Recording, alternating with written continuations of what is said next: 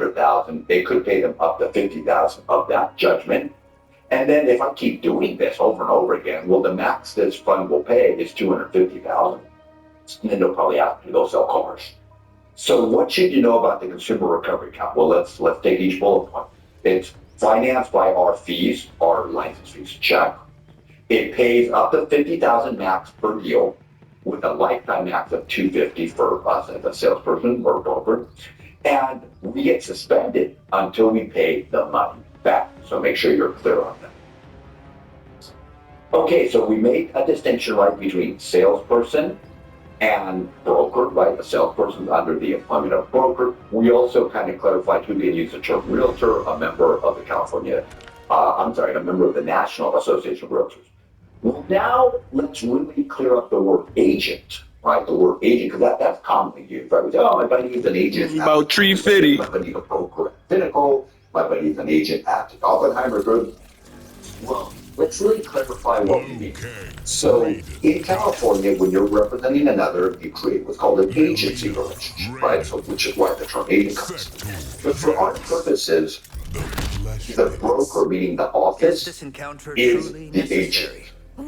So let me say that again. For our purposes in real estate, the office, let's say Coldwell Banker, Pinnacle, Keller Williams, Remax, Douglas Elliman, Berkshire Hathaway, whatever office, they're technically representing the client. They're the ones who are the agent.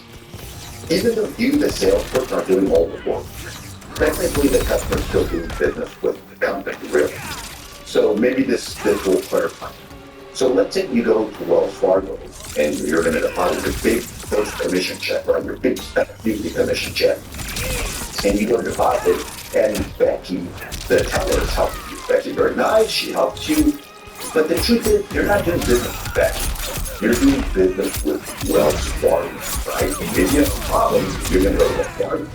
And if Becky leaves, that doesn't change your relationship. You're with Wells Fargo. So I want you to think of agency the same way. So a broker is the one actually acting as the agent.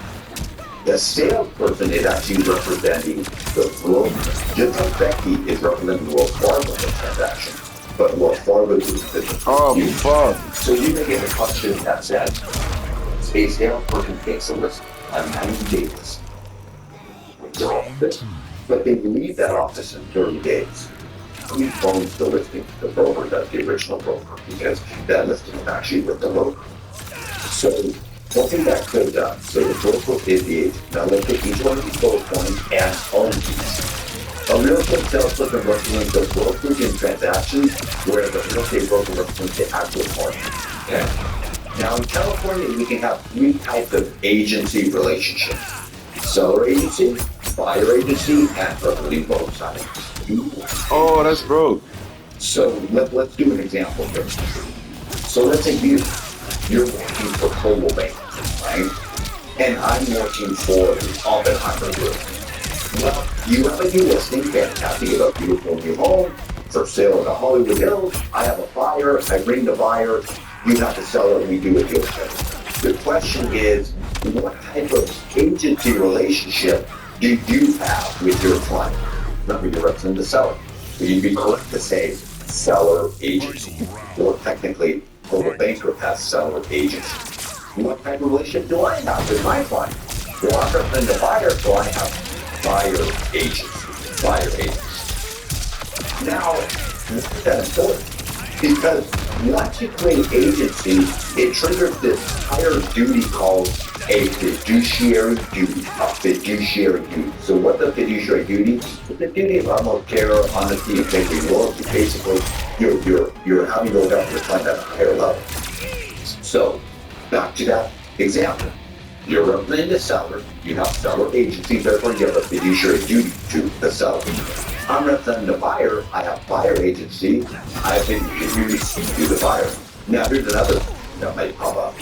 Okay, well, what does the buyer's agent